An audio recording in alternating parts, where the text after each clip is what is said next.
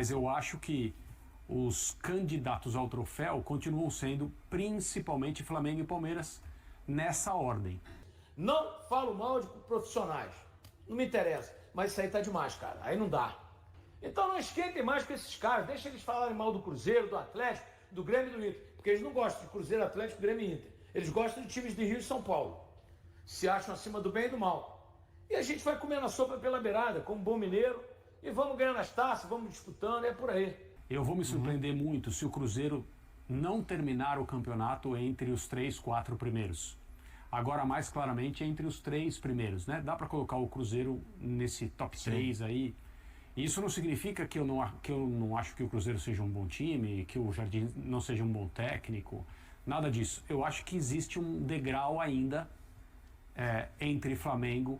Na verdade, existe um degrau do Flamengo para o Palmeiras também, em termos de potencial, em termos de profundidade de elenco, qualidade, quantidade de jogadores decisivos. Acho que o Cruzeiro ainda é um processo, é um time que ainda vai melhorar. Vai encontrar, creio eu, uma outra forma de jogar para não ficar numa situação, como você falou, Birner, de se sentir mais confortável quando é atacado e tem espaço, em relação às situações em que tem que construir o próprio caminho. E eu me surpreenderia se o Palmeiras não disputasse de fato esse troféu com o Flamengo. Para mim são os 2 candidatos ao troféu, o Cruzeiro correndo um pouco abaixo. Bom lembrar, né, Jean, assim, o tempo para o trabalho no Cruzeiro foi favorável, né? Quando eu digo tempo, quando ele cai da Sul-Americana, o Leonardo Jardim tinha assumido e tal, etc. O Cruzeiro aproveitou, ele está numa outra competição, a Copa do Brasil, mas ele aproveitou alguns momentos ali para algumas brechas de calendário, algumas poucas, para conseguir desenvolver. É um treinador que claramente você vê que soube usar bem o tempo, pelo menos até agora, né? Para qual dos 3 aí, de repente, essa parada pode ser melhor ou pode ser pior? O Birner falou de embalo, equipes estão embaladas, o Palmeiras parece que estava achando o caminho, né? Para quem pode ser melhor ou pior, ou para você vai ser bom para todo mundo ou vai ser ruim para todo mundo?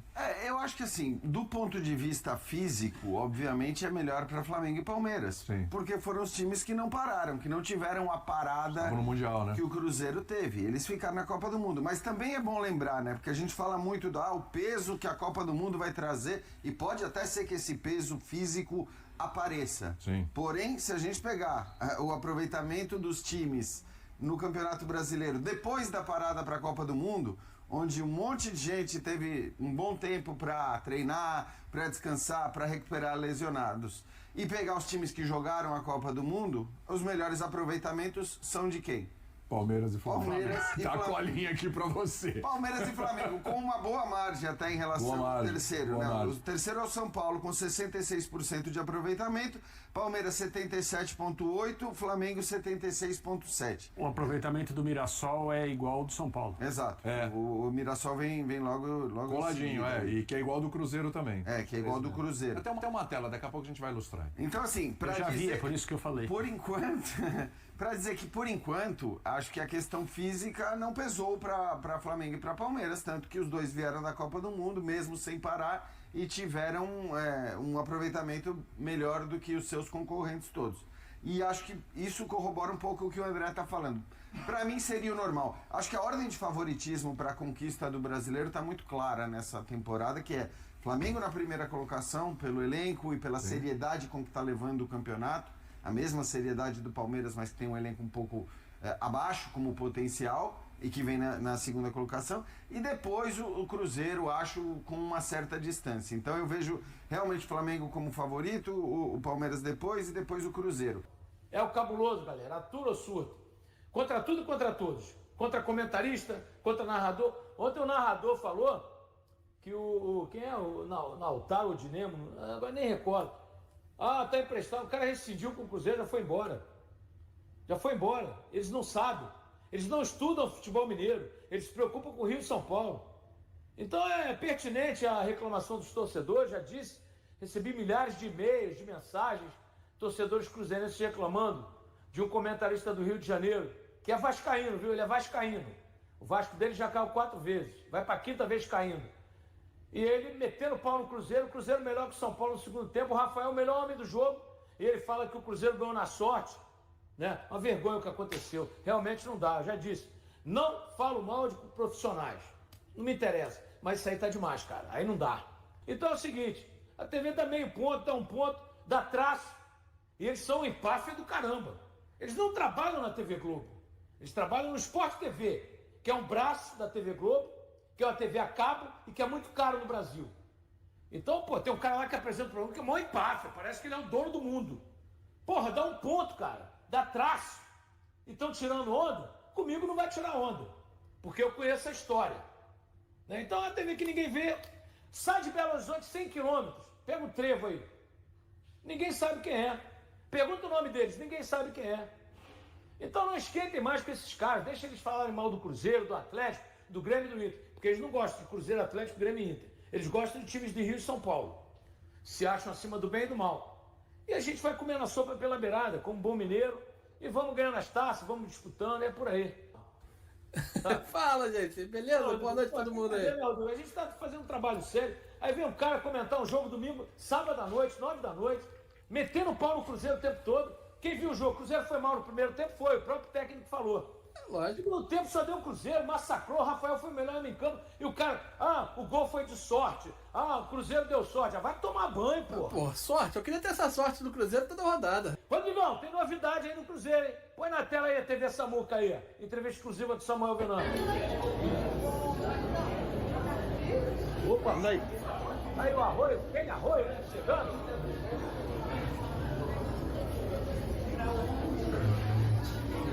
Mais uma planta. 3 perguntas rápidas.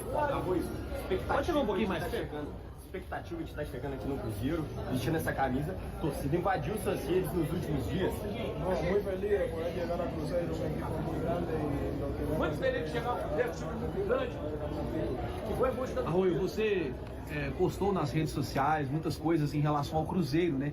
Como que estava a sua expectativa também para essa chegada, vestir a camisa do Cruzeiro? Um prazer falar com você, Vitor Moreira, da TV Alterosa. Cuando me llegó la notificación de que podría llegar a Cruzeiro, me alegré mucho. Es un club muy grande de Brasil y nada, quiero afrontar el reto de dar lo mejor de mí y poder ganar muchos títulos con Cruzeiro. É um clube grande, no Brasil, e a postura do Cruzeiro foi um melhor. De mais transição. Como é que é a característica do Kenny Arroio para a torcida do Cruzeiro conhecer você um pouco melhor? No, ahora eso no lo hablaré, creo que lo voy a demostrar más en la cancha, lo que soy capaz y nada, como digo, muy feliz de poder llegar a Cruzeiro. Vou mostrar na cancha, né, no campo, aquilo que eu posso fazer e estou muito feliz de chegar ao Cruzeiro. Quem não está feliz de chegar ao Cruzeiro? Salários rigidamente em dia, até pagamentos antecipados, não falta nada. Segundo lugar no Brasileirão, a 3 pontos do líder Flamengo, que é bilionário. Quase na semifinal da Copa do Brasil, está com o pé na semifinal da Copa do Brasil. Uma diretoria séria, transparente e competente. Jogadores qualificados, grupo, time, banco e um técnico espetacular que é o Leonardo Jardim. Vocês querem mais o quê, gente? É o cabuloso. Atura ou surta, viu? Eu estou falando isso desde o começo do ano. Atura ou surta. Agora, eu falei em Brandon. Esse time é para ser campeão, esse grupo aí, ó. Falei em Brandon. Agora está cheio de dinheiro de obra pronta. Falei lá.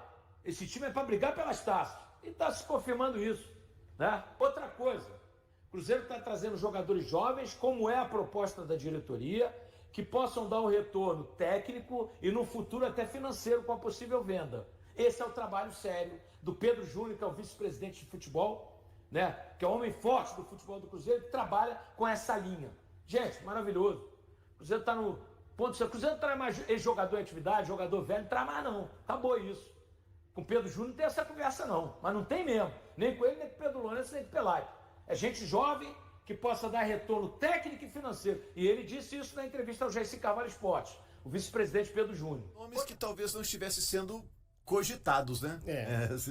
De peso mesmo, o Sinisterra, que é um cara que a gente já conhece da seleção da Colômbia, né? Jogou alguns minutos. Brevemente, o jogo nem estava tão bom para ele, né? Porque foi uma reta final de jogo que você está mais focado em proteger aquele 1-0 do que de explorar, assim. Ele teve uma jogada na ponta esquerda, acabou saindo com bola e tudo, mas assim, não dá nem pra considerar, fazer uma análise muito profunda ali.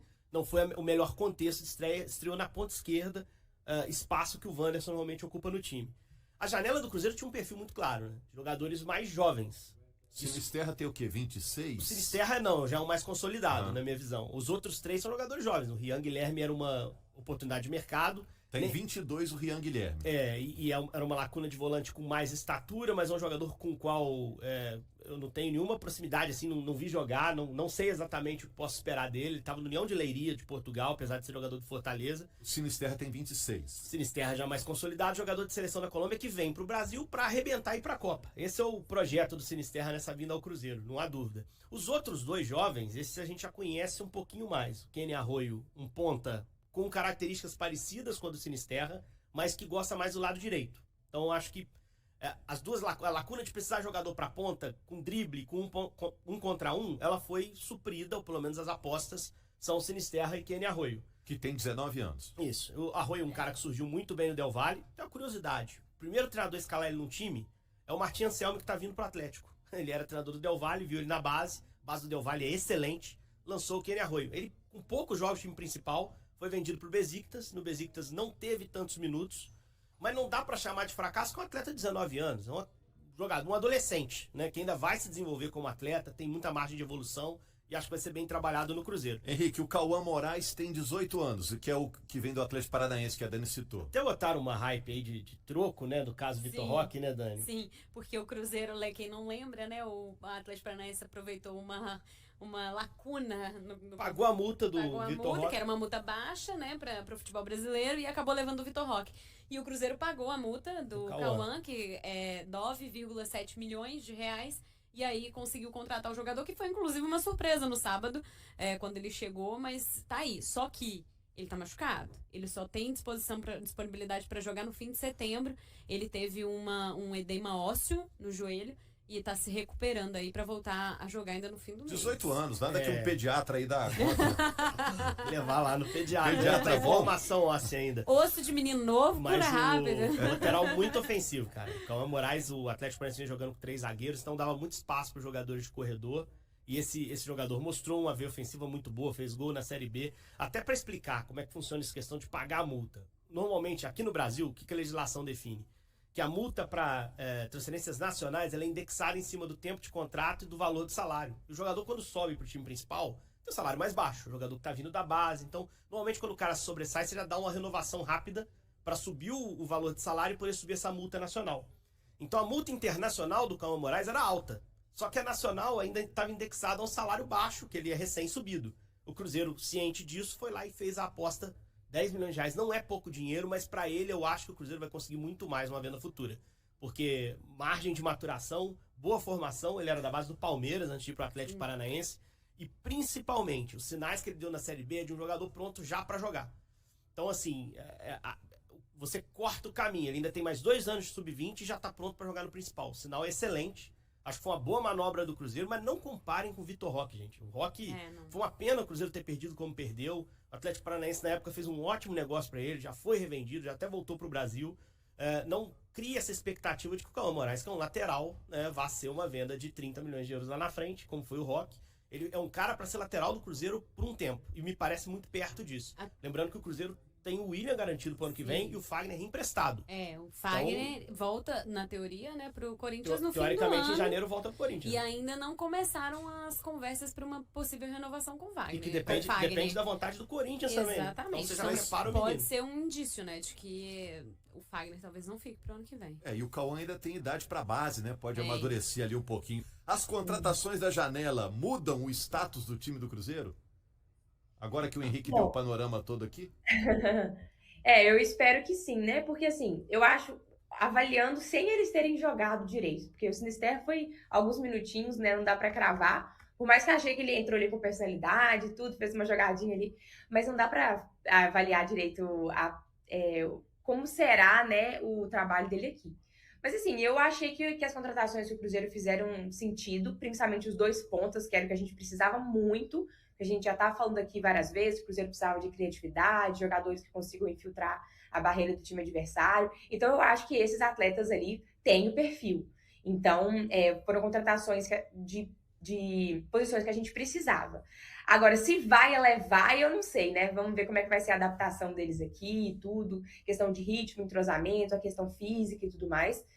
Mas se eles derem certo, jogarem o auge que eles jogaram, nos seus melhores times e tudo, no seu melhor momento, eu acredito que sim, vai elevar o nível. O Rian... Será que aquelas contratações que tem o dedo do nerd do scout, o cara que olha um monte de números, sim. né?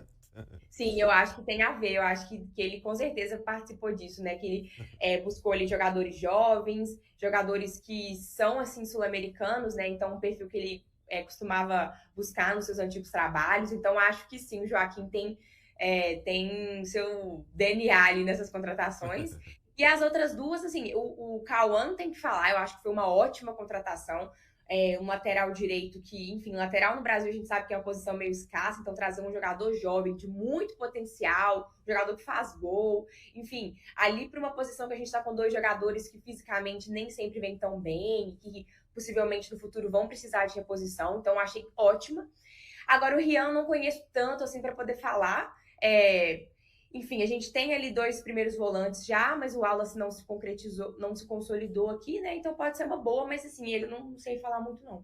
Vivendo um grande momento no Cruzeiro, Caio Jorge está tendo sua primeira chance com a seleção principal do Brasil. Nesta segunda-feira, 1º de setembro, o atacante, que lidera a artilharia do Campeonato Brasileiro com 15 gols, se apresentou na Granja Comari, no Rio de Janeiro, onde Carlo Ancelotti comanda a preparação da equipe para os próximos jogos das eliminatórias da Copa do Mundo. Caio foi contratado pelo Cruzeiro em 2024 após atuar pela Juventus e pelo Frosinone na Itália. No início teve dificuldades para se destacar no time mineiro e na temporada passada, marcou apenas 7 gols em 23 jogos. Em entrevista a Betfair, o jogador de 23 anos falou sobre esse período e ressaltou que o acompanhamento psicológico foi essencial para sua evolução em 2025. Sempre fui muito focado e determinado. Quando cheguei ao Cruzeiro, o clube passava por um momento difícil, e eu não estava entregando os gols que esperavam de mim, ainda mais vindo da Juventus.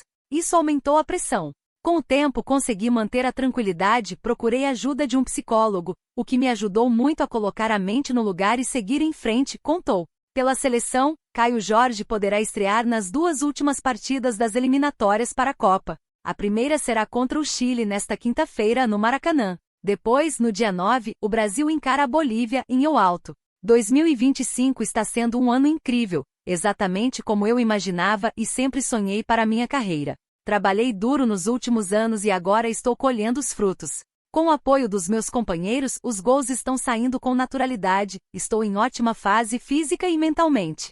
E essa convocação veio como uma bênção. Apesar da forte concorrência, eu mantive a esperança de ser chamado, e agora meu momento chegou, declarou o atacante. Embora o Brasil já esteja garantido na Copa do Mundo de 2026, que será sediada nos Estados Unidos, Canadá e México, Caio Jorge considera essa oportunidade essencial para mostrar seu valor e tentar uma vaga definitiva no grupo que buscará o hexacampeonato. Ser convocado tem um significado enorme para mim.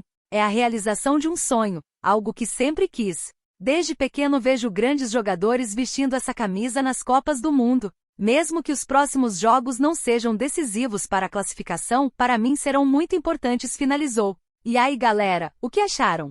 Deixem suas opiniões nos comentários. Não se esqueçam de deixar o like, se inscrever no canal e ativar o sininho para receber as notificações. Até mais, Nação Celeste! Vamos pra frente!